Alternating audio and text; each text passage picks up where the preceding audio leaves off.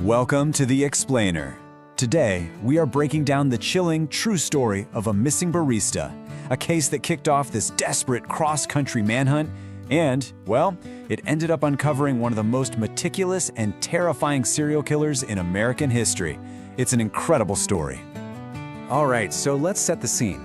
It's the morning of February 2nd, 2012, up in Anchorage, Alaska. A barista shows up for his shift at this little coffee kiosk called Common Grounds, and right away, something's off. The door is unlocked, and the cash register is totally empty. And the 18-year-old employee who was supposed to close up the night before, a young woman named Samantha Koenig, she's just gone.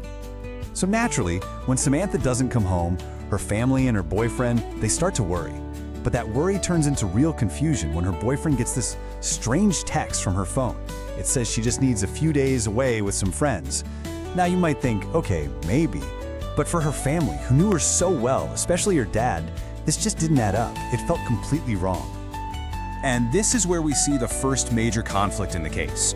You've got the police on one side, looking at the missing money and that weird text, and they're thinking, okay, this looks like a runaway who maybe robbed her job on the way out. But on the other side, you have her father, James, who is just adamant. He's insisting, no way, that's not my daughter. He was absolutely certain that something terrible had happened to her. Well, everything, and I mean everything, changed when the police finally got a look at the security footage.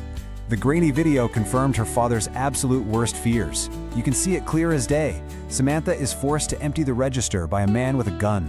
He ties her hands and then marches her right out of the kiosk. This wasn't a runaway. This was a violent abduction, no question about it.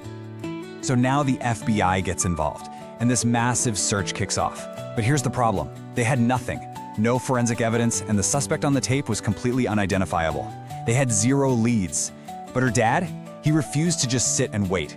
He launched this huge national media campaign, getting the whole city of Anchorage behind him, raising reward money. Anything, absolutely anything to get some information that might bring his daughter home. And then, 3 weeks after she was taken, something completely unexpected happens. A new text comes from Samantha's phone, and it directs her family to a park. And there, they find it, a ransom note demanding $30,000. But with the note was something else, something that gave them this tiny, fragile sliver of hope. Attached to that note was a photo, and in it, Samantha looks dazed, for sure, but it seemed to be that crucial proof of life. Her captor had her hold up a recent newspaper. Now this is a classic move in kidnappings, right? It's meant to prove the victim is still alive. So for her family and for the investigators, this was a huge deal. It was a sign that maybe, just maybe, she could still be saved. Okay, so this ransom note completely changes the game. It kicks off the next phase of the manhunt. The FBI advises her dad, James, to deposit some of the ransom money into Samantha's bank account. And the plan here is pretty straightforward. Let's set a digital trap. We just wait for the kidnapper to touch that money, and then we trace him. And the trap worked. It started to reveal the killer's incredibly calculated movements. First, withdrawals pop up in Anchorage, made by a guy in a ski mask. Then the trail just goes cold. A week later, boom, it reappears. But now there are withdrawals thousands of miles away. Finally, down in Texas, they get a break. Surveillance footage catches the suspect, and now they know what he's driving, a white Ford Focus.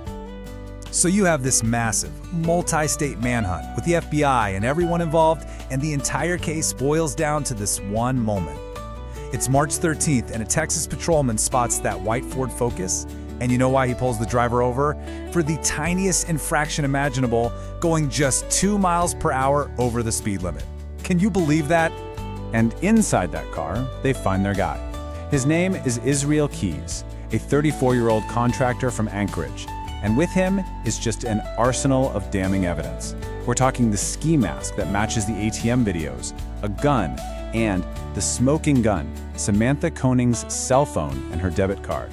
The chase was officially over. So once he's in custody, Keys agrees to talk. He says he'll tell them the whole story. And you know what he asked for in return? A coffee, a candy bar, and a cigar. But the story he's about to tell, well, it was a descent into a nightmare far, far worse than anyone could have possibly imagined. He revealed the most chilling truth of all. Samantha Koenig was already dead. He had sexually assaulted and then murdered her in his shed less than 12 hours after he took her. The entire ransom plot, the texts, the note, it was all a lie. A sick game he played just to keep her compliant, dangling this false hope in front of her that she might actually survive. And that photo, the one that gave her family so much hope, it was a monstrous, twisted deception. It wasn't proof of life at all. It was proof of his absolute depravity.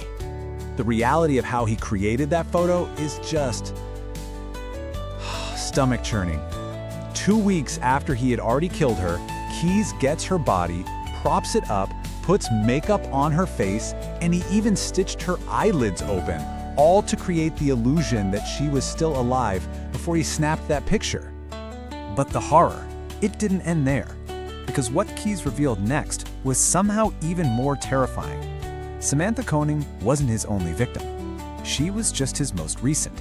He was a serial killer, but a type of killer the FBI had never, ever seen before. You see, Keyes had this incredibly meticulous method. For years, he'd been traveling all over the country, burying what he called kill kits in remote spots. And these caches had everything: guns, zip ties, money, even tools for disposing of a body.